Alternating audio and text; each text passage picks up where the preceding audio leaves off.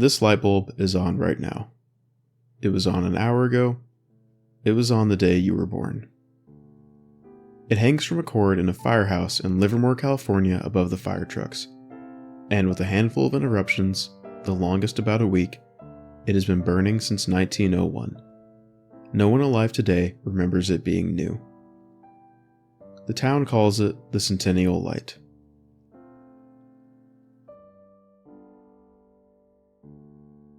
In 1901, electric light was still a small miracle. Out of every 100 American homes, fewer than 10 had it. The other 90 still lit their homes with gas, oil, and candlelight. And in the farm town of Livermore, California, Dennis Bernal, the man who owned the local power company, gave the fire department a gift: one light bulb. It was hand-blown glass with a carbon filament wound in a loop. A French engineer named Adolphe Chalet designed it, and the Shelby Electric Company of Shelby, Ohio built it. The firemen hung it in the hose cart house on L Street so they could find their gear at night. They screwed it in, and they turned it on. And I'd imagine after admiring the bulb for a few moments, they got on with their day. This bulb would outlast nearly everyone in this story. The men who hung it retired, the hose cart house emptied, and the world kept spinning. The bulb moved first to 2nd Street, and then in 1903 to the new Station 1. The Shelby Electric Company, the people who made it, were taken over by General Electric, and the Shelby bulb was discontinued. And then in 1924, representatives of the world's largest light bulb makers sat down together in Geneva. Osram, Philips, and General Electric's overseas companies. This group became known as the Phoebus Cartel.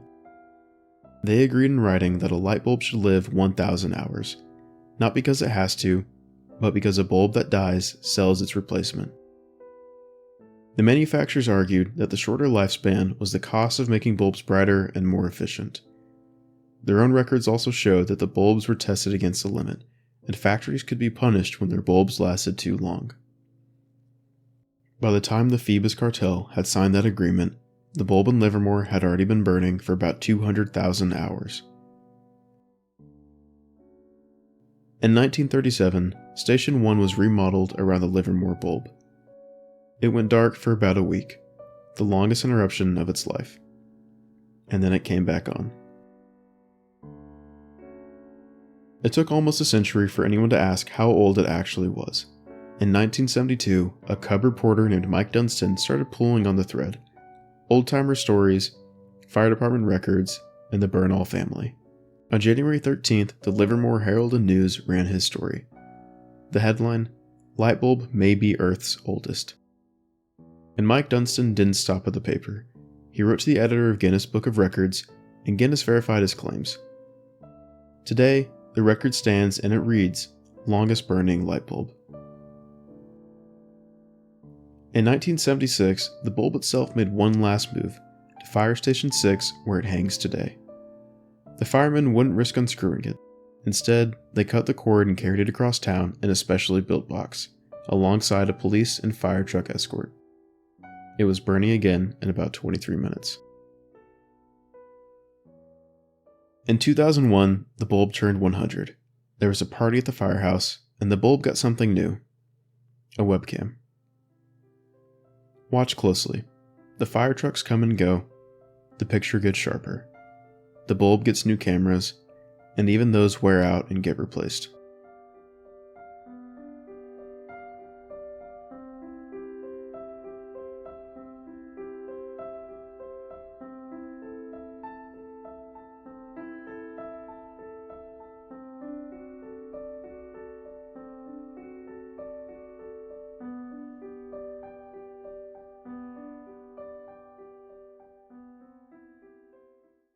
On the evening of May 20th, 2013, the camera saw first.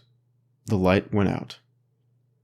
It stayed out all night, 9 hours and 45 minutes. A viewer named Frederick Goodwin spotted it first on Facebook, and at 8:45 in the evening, Corey Lewis found its time of death in the camera's frames. The bulb's website still thanks them both by name. In the morning, there was a TV reporter at the station taking portraits of a dead light bulb. Soon after, an electrician came to pronounce it dead, and found out the bulb was fine. What had died was the power supply, a modern, uninterruptible power supply. It had been installed in late 2001 alongside the camera, and the deputy fire chief later explained their thinking. The camera would record every second. We didn't want the light to be out during a power failure. They ran an extension cord around the corpse of its life support, and the light came back on at 60 watts. It sold itself for a few hours, like it was 1901. Then it settled back down on its own to a 4-watt glow. So much of modern life is built around replacement. Phones, appliances, and light bulbs, to name a few. That may sound cynical, but a century ago, the largest bulb manufacturers wrote a replacement cycle into their own standard. The Livermore bulb had come before that agreement, and whatever its makers intended, it was built before a long life became a problem. But maybe that agreement is part of why bulbs keep getting better. They're brighter, cheaper, and they require 1/10 of the power. Or maybe it was just about selling more bulbs. That's something that I'll let you decide on your own. In June of 2015, the firehouse threw the bulb a party for its 1 millionth hour of service. There was a cake shaped like a bulb, carbon filament and all. And recently, on June 6, 2026, alongside reaching 1,100,000 hours of service, the fire department celebrated the bulb's 125th birthday with a cake and a birthday song. Scientists have even fired lasers at its sister bulbs to study what made them different. And the answer is not one miracle, but several ordinary things working together. The filament is carbon, and much thicker than the filament in modern incandescent bulbs. At 4 watts, it barely gets warm, and because it's almost never switched off, it has avoided the thermal shock that kills most bulbs. It's not unexplainable. The bulb was built differently, used gently, and mostly left alone. Everything around this bulb has been replaced. The company that made it, the machines built to keep it on, and the cameras that have watched it. The bulb is dimmer than it started, but it's still here. The world will keep asking you to become something new, but I want you to keep a little of the Centennial bulb with you anyways. You don't have to burn the brightest, you just have to burn steady. Left Running is a series about machines nobody turned off.